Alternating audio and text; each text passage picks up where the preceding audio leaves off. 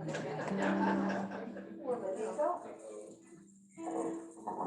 right, well, good morning, everyone. Good morning. Good morning. Thank you for being with us this morning. Yeah. So I'm enjoying the sunshine. How about you? Yes. Yeah. I get to sit outside yesterday at our back table for a little while. It was amazing. There were birds and everything. And it was just beautiful. It was almost like spring. Yeah. It was great. I loved it. Well, how about we stand up this morning and let's start our morning singing "Thank You for This Day." This is a really good one, so get your energy behind it and wake yourselves all up. Here we go.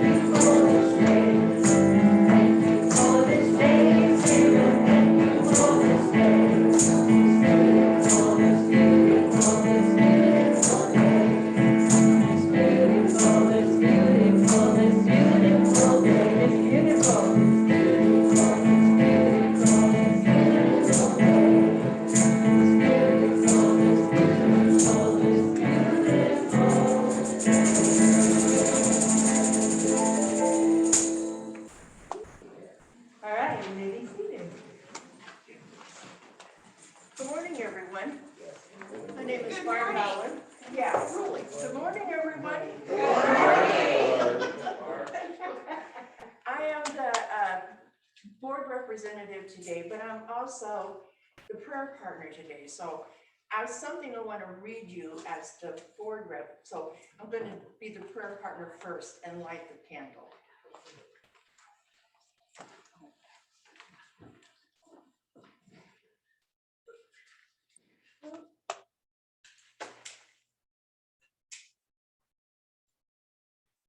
We light this candle to remind us of the Christ light shining in each and every one of us.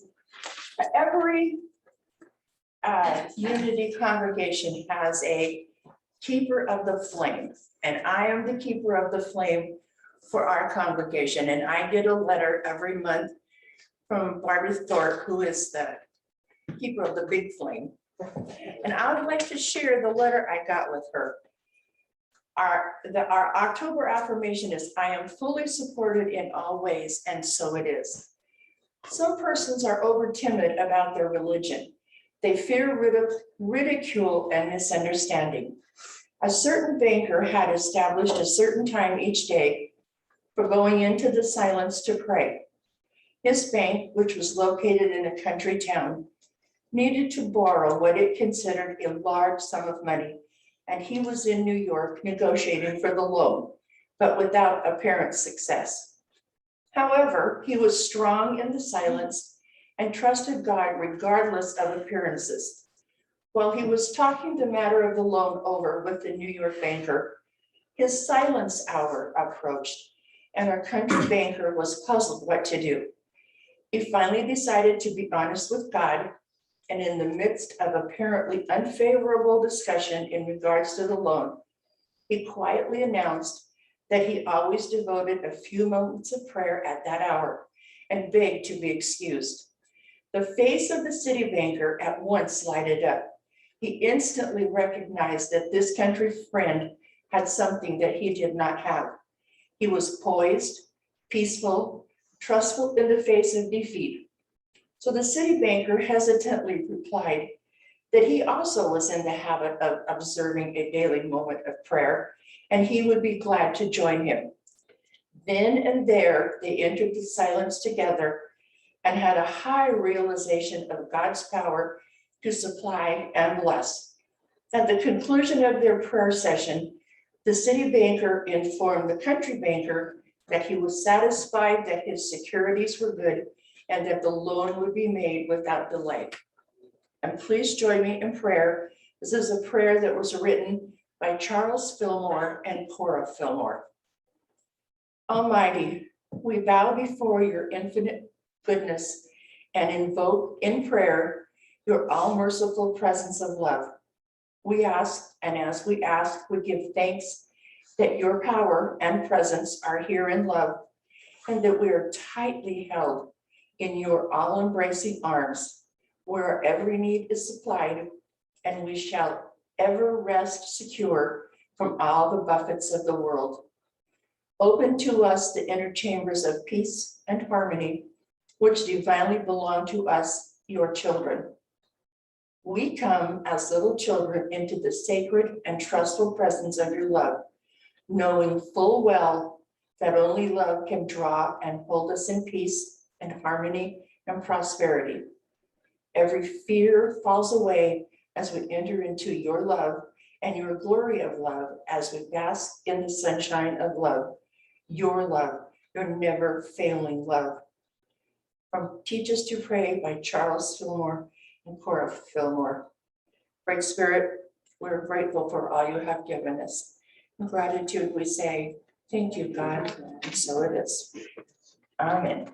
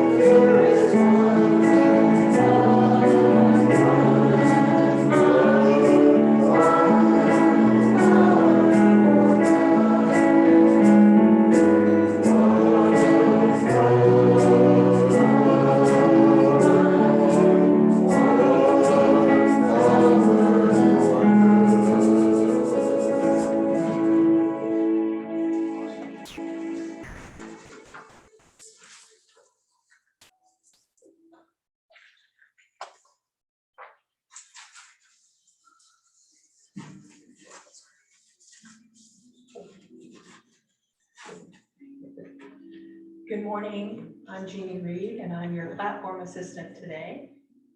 So now if you could settle back in your seats, get comfortable, feet on the floor, take a big breath and release it. Take another breath in and release it out. Close your eyes if you're comfortable in doing so. Our word for today is faith. With the assurance of faith, I move ahead with confidence. Faith is my guiding light.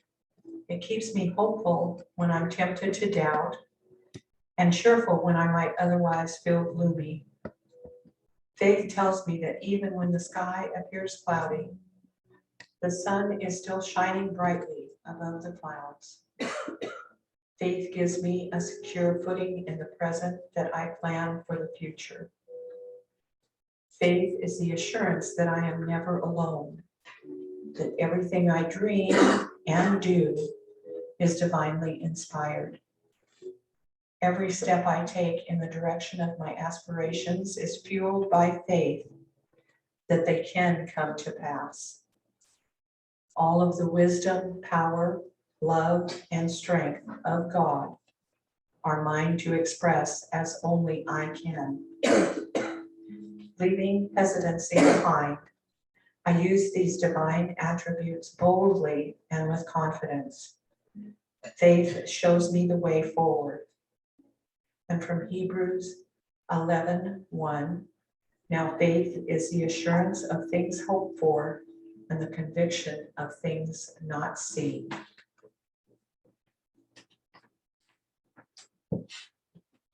Staying in the stillness.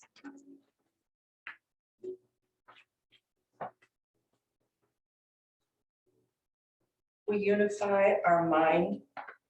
We acknowledge the indwelling, pervasive presence and power, God. Connecting with and including one another, we become one. One voice, one message, uplifting the world in prayer. We begin in gratitude. As I quiet my mind, I envision every thought bathed in divine love, the harmonizing power. Thoughts transform in the presence of harmonizing love. I'm able to see a way where I thought there was no way. I am able to hold my heart open in generosity. I am able to lean into the good and the just in a spirit of harmony. God is the health in every cell and system of my body. God is, and therefore, I am divine life. I am whole in body, mind, and spirit.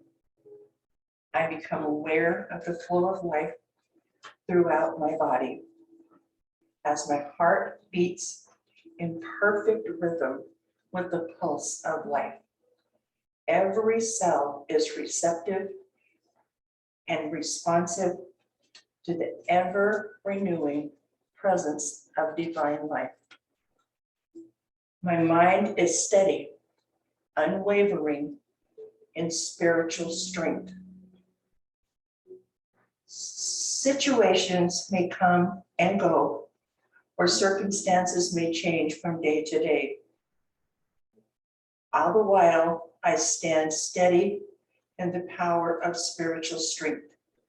God is my strength. Therefore, I am strong. I need not react to life's changes with resistance or defensiveness, for I hold to the truth that is my freedom in the silence.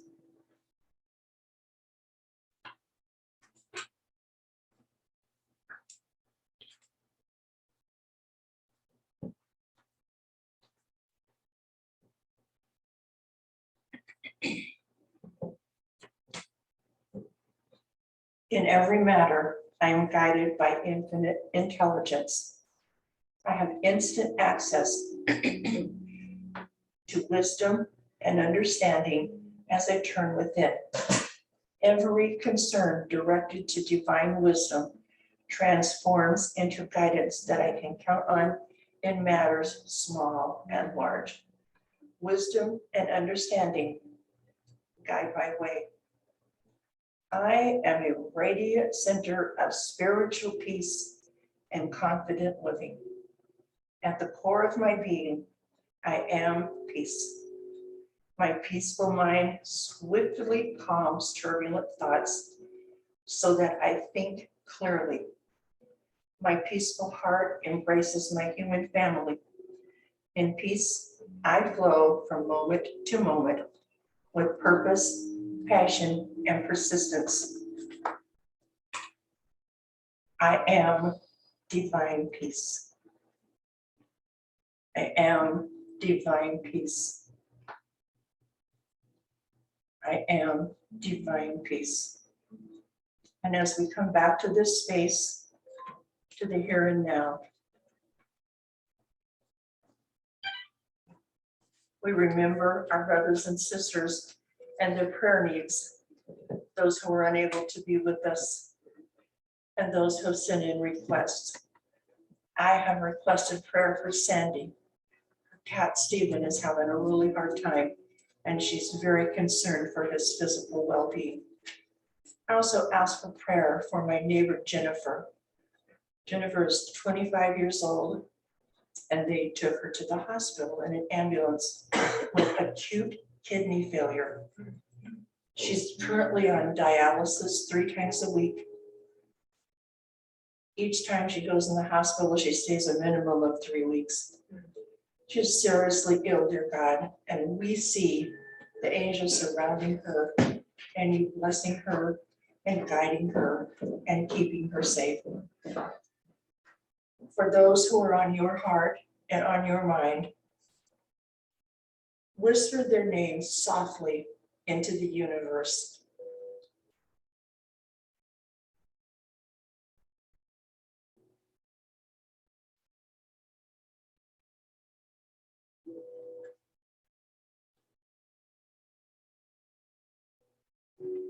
Don't forget to whisper your own name softly.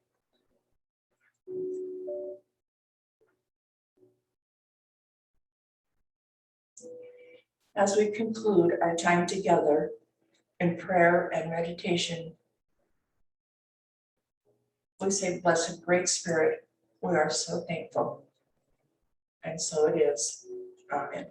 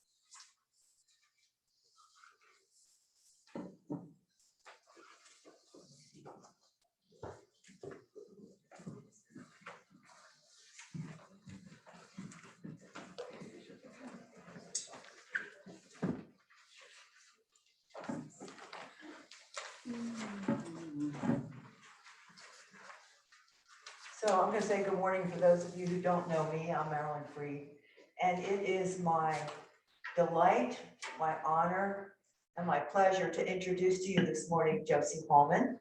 She has been, she was probably the first good friend that I had when I moved to Tri-Cities 15 years ago. And it was a year into being in this area that I met her at an Eckhart Tolle book study. That was, I think was his first book. I don't remember the name of the book. Do you, Josie?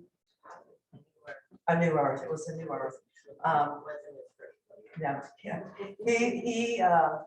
She and her partner at the time were leading this book study, and it was like a ray of sunshine to me because I thought, I don't know what I'm doing here. Nobody in this area believes and thinks the way I think.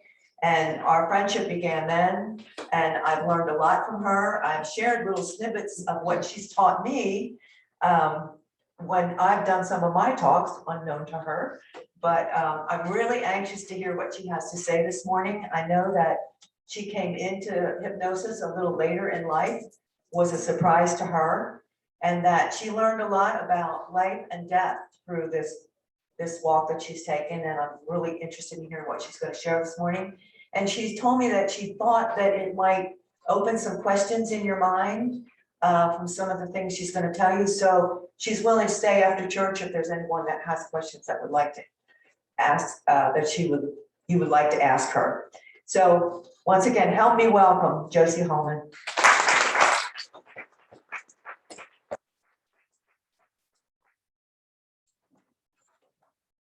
Now. Okay. Okay, my talk today was what hypnosis taught me about God. And since I'm going to talk about hypnosis and God, I thought I should give you a little bit of background how I got there. So I was raised in Pasco. I was the sixth of 7 children, and we were raised in a traditional Christian background. And so hypnosis was never a discussion at my house. Anything metaphysical was not a discussion at my house. And so in Sunday school, I learned that we had an all-loving God. However, if you did something bad, he would send you to eternal hell. And that scared me pretty bad.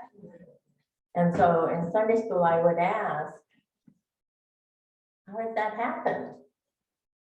And usually the answer would be, only bad girls ask questions like that. It scared me even more. And so I always looked forward to when we had a new teacher, because I thought maybe I could get the answer. I came to Yakima. My family moved here in the when I was in the 4th grade, and I got new Sunday school teachers. So I got excited. Was I going to get the answer now about this all-loving God? I didn't. Okay. So several of my family had moved to Southern California, so I moved to Southern California in the 60s. And I spent most of my time doing accounting for nursing homes. At one point, I was able to lease a 122-bed skilled nursing facility and became the administrator and the owner, and I managed another 60-bed facility. So I was exposed to a lot of death, needless to say. But one evening, I was working late, and a couple of the nurses came by and they said, "What are you doing?" And I said, "Just cleaning up paperwork." And they said, "Well, that sounds boring." I agreed. And so they said, "We're going to a class at the college. Why don't you come with us?" Okay. So off to the college we went. On the way, I said, "What are we going to?" See, I was willing to do anything to not do the paperwork. And they said, "Well, it's about reincarnation." And I said, "Do you teach that at the college?" And Al Lord was a retired police officer. He was teaching law enforcement classes at the college, but he was also teaching self-hypnosis, regression therapy, and the concept of reincarnation. And that night was the last of the 3 classes, was about reincarnation. Well, I was in awe, I can tell you, of watching him hypnotize people and having them go back to past lives. That was never in my realm of possibility. And so the next semester I went to all 3 of the classes. And at the end of the 3 classes, I decided that perhaps he could help me with anger. I had had anger for a long time, and I thought this would be an easy way for me to get rid of it. So I made an appointment with him, and he said, bring a list. You don't tell accountants to bring lists if you don't want a list. And so I listed all the emotions I wanted to work on. And he said, make a list of anything emotional that you want to work on, anything, any physical problem you have, and any spiritual question you may have. And my ears really perked up then, and I thought, maybe now I get the answer. And so at the top of my list, I had written, I want a one-to-one with God. And so when I handed it to him, when I went for my appointment and gave him my list, he looked at it. He asked me a couple of questions about the emotions. And he said, what's this one-to-one with God? And I said, well, you know, you hear about these people that have these experiences and their life is forever changed. I want one of those. And he went, And I thought, well, I guess I can forget that. But after we worked on a couple of the emotions, he took me to a spiritual garden and said there would be a bench there to sit on, and he called in my guide.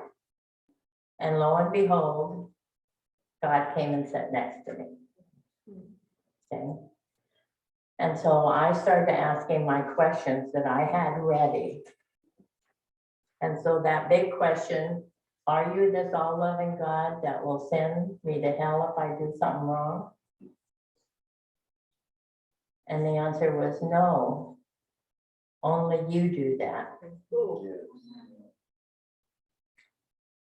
And that conversation wasn't like us having a conversation. It wasn't even mental telepathy. It was me trying to formulate a question and then realizing I had the answer. And so then I would start to formulate the next question and I would find I knew the answer. And that went on for several minutes and then I gave up. So all the answers to every question that we have is within us. It's recorded in the subconscious and it's there for the asking. Every single thing we want to know about ourselves or our world. But I never really understood his answer until I got into the Course in Miracles. And for me, the Course in Miracles answered many of the other questions I had. So God gives us free will. We are the ones who choose how to use that free will. It's our choice. We are the only ones that judge us. When I left that office that day, I was so in awe of everything that had happened to me. I couldn't even get in my car and drive. I walked up and down the street for about half an hour, and that evening my sister was anxious to know what happened. And I could tell her about the anger and the self-esteem and the other things we worked on, but when it came to the experience with God, I would get so emotional I couldn't talk. Took me 9 months before I could talk about that experience. It had changed me so much. And so I ended up studying with Mr. Ward. I attended the National Guild of Hypnotists Convention in New Hampshire, which is the world's largest convention. It has over 150 speakers every year from all over the world. I joined the Parapsychology Association of Riverside. I became involved in meditation. I did everything I could to understand metaphysics, which was an area I had never been involved in before that time. I even went to school and got a certificate of hypnotism, but never hypnotized anybody after I was out of school. And in '98, I retired and moved back to Washington to care for my stepmother. And in 2003, I purchased a home in Richland, a new house that I wanted some things done. And so I hired a contractor, carpenter rather, who came to my house. And on my table, I had a bag that said National Guild of Hypnotists. And it was John's last day. And he said, Josie, are you a hypnotist? No. So he asked me a second time, are you a hypnotist? No. Mm-mm.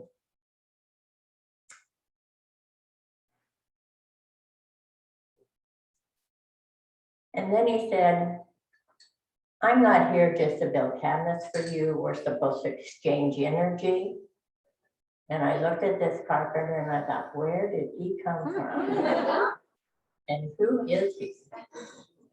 So the third time he asked me if I was a hypnotist, I was afraid to say no. And so I said, you could say I know a lot about it. He said, oh, good. I want you to hypnotize me because I want to quit smoking. Wait, I haven't done this in buku years. You'll have to give me a few days to figure out what to do. So he said, okay. So he came back in a few days. In the meantime, I called my mentor in California and I said, what do I do? And he reminded me. John came back and we had a session and it went well. I was surprised because I never thought of myself as a hypnotist. I knew about it, but I did not feel I was a hypnotist. And so a couple months later, as a member of Divine Fellowship in Richland, a lot of us went out to lunch.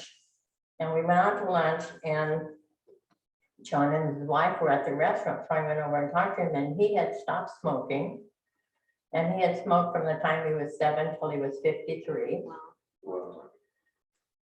He had quit, but his wife still smoked. Wow, I must be really good at this. So I went and sat down at the table and the lady I was sitting to next to me, she said, I didn't think you knew many people here. And I said, I don't, but I hypnotized him and he quit smoking. Like I did it every day, you know. And she said, oh, you hypnotized him. Would you hypnotize me? Sure. So I went home with Ruth and I hypnotized her. I have no memory of what we did, but she said, you should do this for people. And I said, well, no, I need people to practice on because I haven't really done this that much. And I don't know anybody.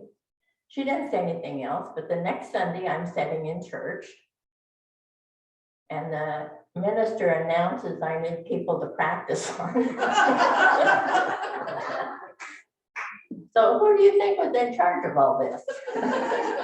Well, was not me. And 9 people came up and said I could practice on them. Wow.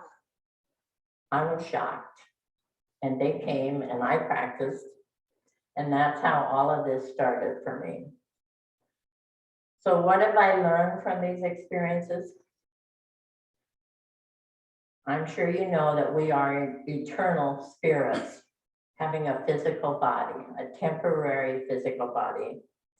And I think that's what Jesus's resurrection was to tell us, that we are eternal, that soul is everlasting. And we're primarily here to learn forgiveness of ourselves and forgiveness of others. When we cross over, when we die, we go through a life review. And that life review, there's no one there but us.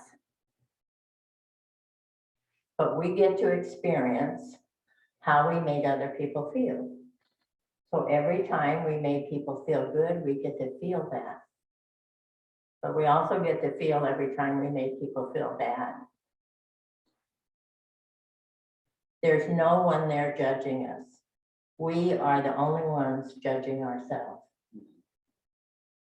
And it gets pretty harsh, I think. So what we've learned, or what we have not learned from past lives, we decide what we need to learn this idea of forgiveness. So we decide what that's going to be, and we choose other souls to help us learn those lessons. So we pick people to be our parents, our friends, our lovers, our mates, our bosses.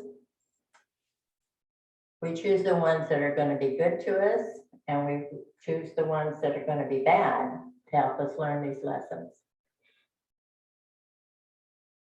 And we come with this plan of what we're going to experience, the major things in this life to help teach us forgiveness. The thing is, we continue writing that program until we're about 8 years old, 6 to 8 years old. That plan, plus those first few years that we're here, we're deciding what life is all about. And I don't know about you guys, but I wasn't too bright by the time I was 7 or 8 years old. And so some of those decisions that I made weren't good decisions. But we live by those decisions until they get changed. And that to me is one of the ways that hypnotherapy is really important, because we can get back to those decisions that you don't recall consciously, but they're there, and we can find out why we behave and react in the ways we do. So free will is our right to choose. And if we have chosen incorrectly, our free will allows us to choose again. So we can always make another choice. In each and every situation, we can make another choice. I had 6 siblings that they've all passed away. And I was with most of them when they died or shortly before they died. And I believe that there is contact from the other side with almost everyone. A lot of people don't talk about it because they don't think they'll be believed. But working in a nursing home all those years and being so close with my family, I truly believe that that contact is there. It was certainly there for my father and for one of my sisters. My sister Leona told us the day she was going to die that she would be leaving that night between just after midnight. And she wanted to say goodbye to everybody. And so that happened. She left shortly after midnight, very peaceful, very calm. She had had that contact. My father died in September, and he always wrote us checks for apples. It was his Christmas gift every year, and he would always send us a check because apples had gotten too expensive to ship. So he would send each of us kids a check. He died in September. When we got home from his funeral, there were our checks in his handwriting, mailed by him the day he died. Wow. People who have out-of-body experiences and near-death experiences pretty much say the same things we find in hypnotherapy. So there's a real consistency with that. So I no longer feel anything is a mistake or an accident or should not have happened. There's always something for everyone involved in that to learn. And again, the big thing we're here to learn is forgiveness. And that forgiveness really does include ourselves mostly. So even the pandemic that we're in now, what is good about what has happened? Or what is happening? Have you found that you're closer to your family and your friends? Is it more important to keep up those acquaintances and those relationships? We're not quite as busy as we used to be with life, are we? Have you found you're happier with less, perhaps? Okay. There's always something good in every situation we have, but we often have to look for it. I believe we're headed to a time of peace. But the old ways, the restrictions, all our freedoms that seem to be taken away from us now, those have to crumble and fail for us to have a new system. And I think we're in the midst of that right now. So what do you want that future to look like? It's important for each of us to think about that, to look at that, to consider it. Free will is our right to choose. If we've chosen incorrectly, our free will, remember, allows us to choose again. In all the regressions I've done, I have never encountered hell, except the one we put ourselves in while we're here. This is hell. It's not on the other side. It's here. So thoughts are powerful things. They go out into the field around us, but they don't stay out there. Those thoughts are going to boomerang back to the person that came from. And so the more negative your thoughts are about anything, about whether it's raining outside, whether it's a gray day, if you dwell on those thoughts, more of those gray, heavy, negative thoughts are going to come back to you. So it's really important that we monitor our thoughts, that we change every negative thought, turn it around somehow, look at it differently. So I consider this the think, feel, choose. I want to monitor every thought I have. Does that make me feel good? If it doesn't make me feel good, I need to change it. So we don't need hypnotherapy to do those things. That's simply something each one of us can do, and to see a brighter future for ourselves. So I want to end with my favorite quote from the Course in Miracles. It's lesson 47. And this is just part of the last paragraph. There is a place in you where there is perfect peace. There is a place in you where nothing is impossible. And there is a place in you where the strength of God abides. So go with joy. Thank you.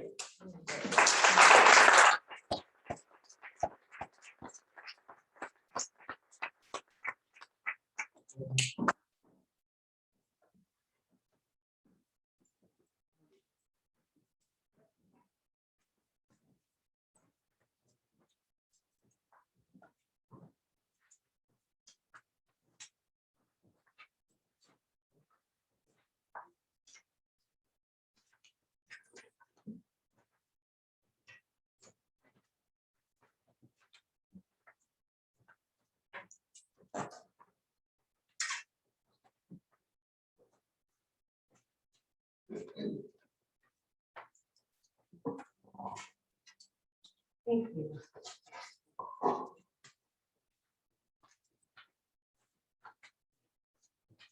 So this is we're just doing a chorus of the song a few times. It's beautiful. It's beautiful. So as we sing through this, try to feel that radiant light shining through you.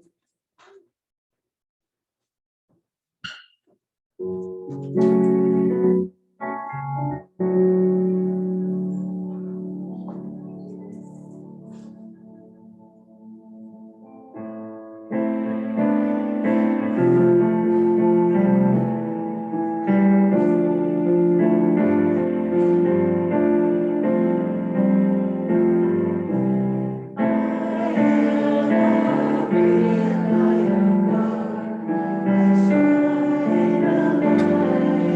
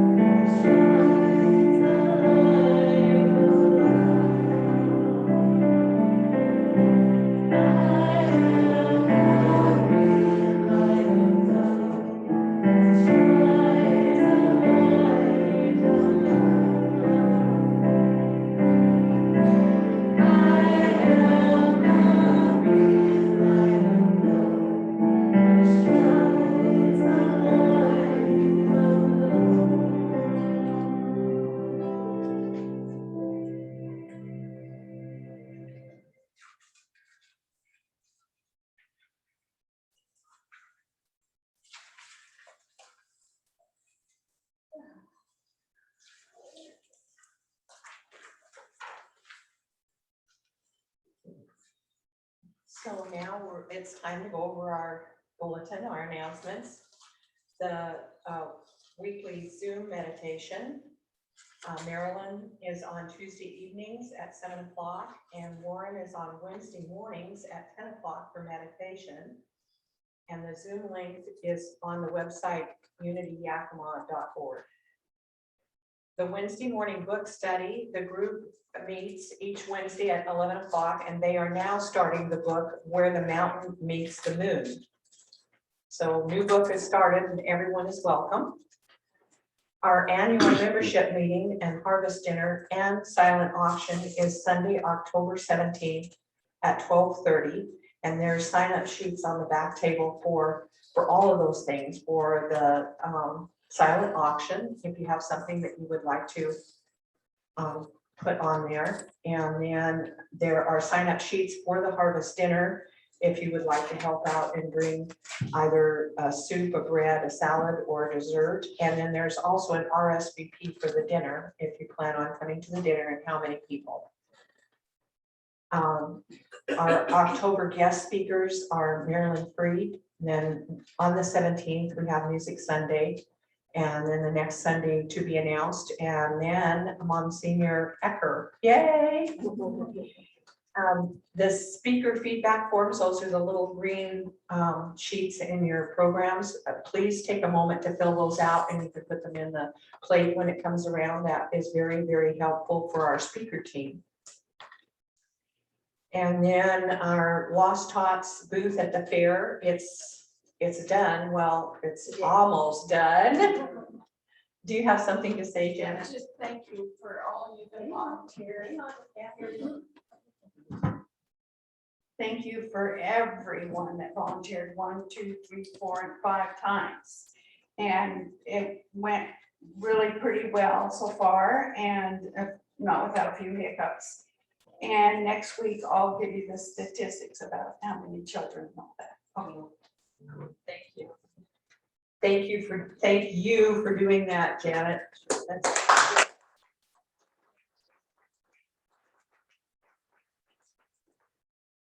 then something really wonderful, a leadership training, and that is going to be Saturday,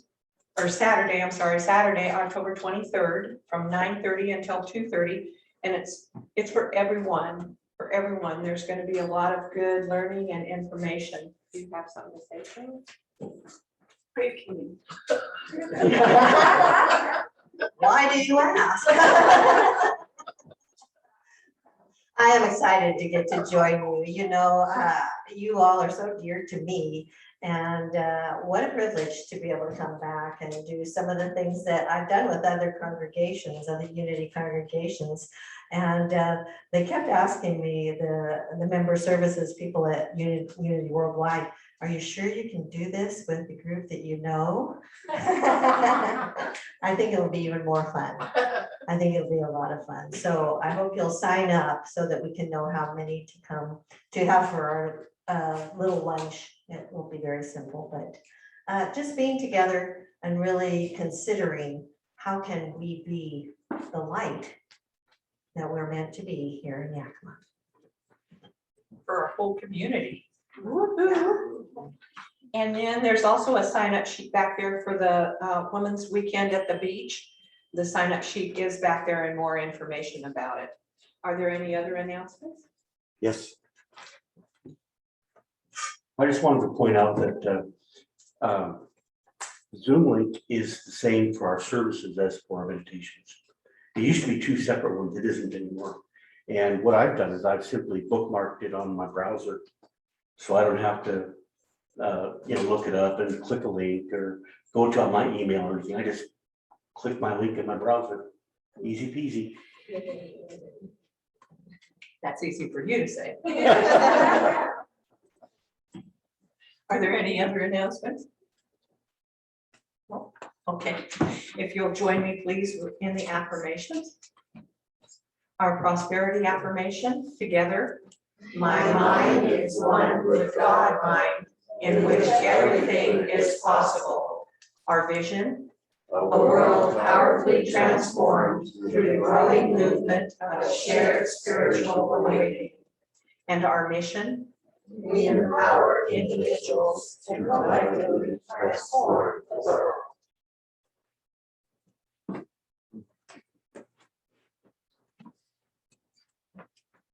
Now it's our turn to share abundance. Who has some abundance they'd like to share? I am really looking forward to the leadership class and being able to spend some time with Reverend Cheryl, and I encourage you all to sign up and join us on that. There also is an announcement that Leslie is planning another Women's Weekend at the Beach. If you haven't done that, you have missed a party. So I would encourage anybody with the inkling of thinking of going to sign up as soon as possible so we can get enough people and get this planned. So anything else, anybody? Just gonna walk over down the aisles. During this leadership training, it is one of the last steps that we have to take as a congregation in order to be eligible for seeking out a minister. Cheryl has gracefully said that she would do that. It's an opportunity not only for us to, as members, to grow into a greater understanding of what unity is, what this unity is, and how we can work together. So I too am looking very forward to this. Thank you, Cheryl. Anybody else? Again, we are very grateful for Josie spending the morning with us and sharing her message.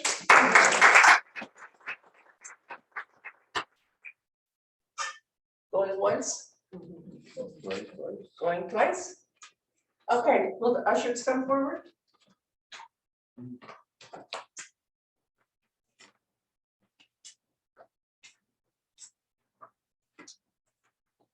If you'll join me in blessing the tithes and offerings.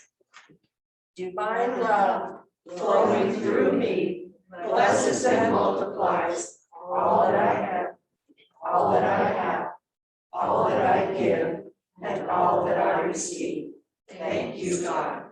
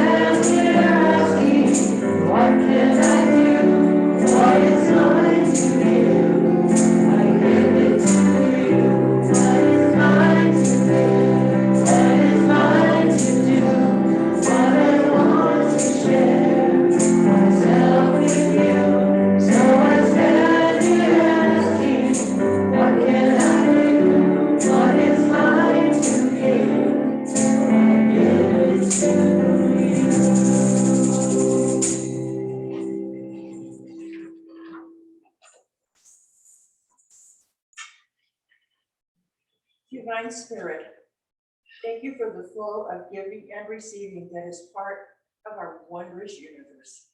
Daily we receive all that is needed and more from the infinite abundance all around us. We pray blessings on these offerings given with gratitude and joy. Thank you, God. So it is. Amen. So now it's time to bless everybody. Yes, it is. We're gonna bless all the kids here. Everybody just stand up.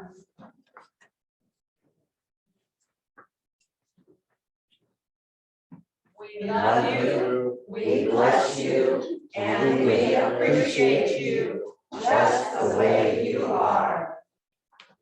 and now it is birthday Sunday. Woo-hoo! Any October birthdays? You can all sit down if you want. Take a chill. Hey, here's an October birthday. October birthday. Oh, there's an October birthday. She thought she was gonna slip by, huh?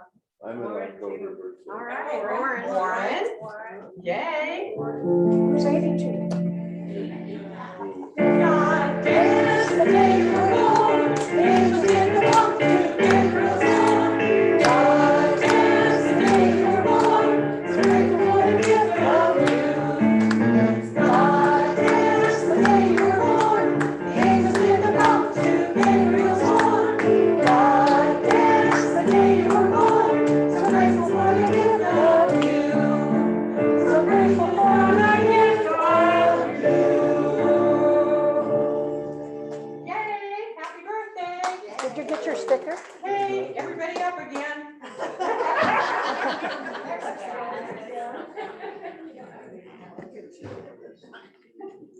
It is time for our prayer of protection.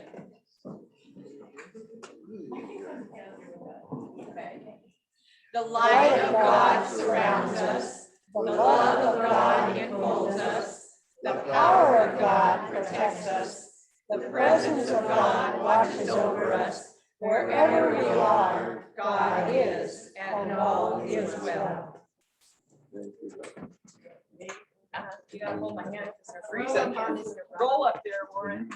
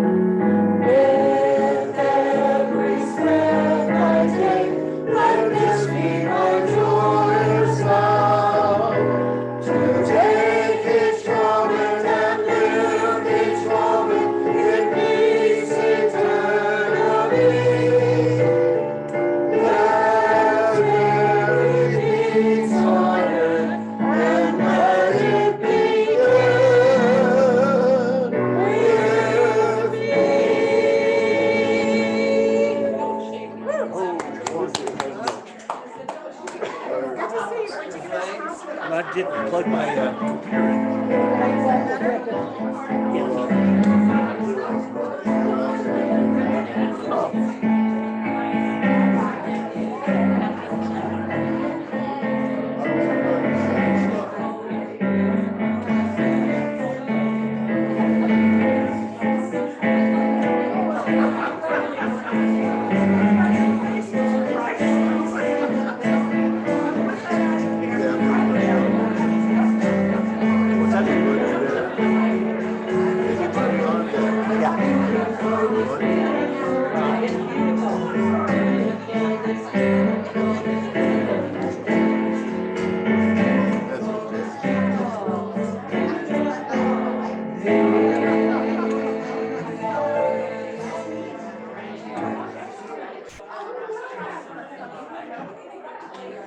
Thank you for joining us.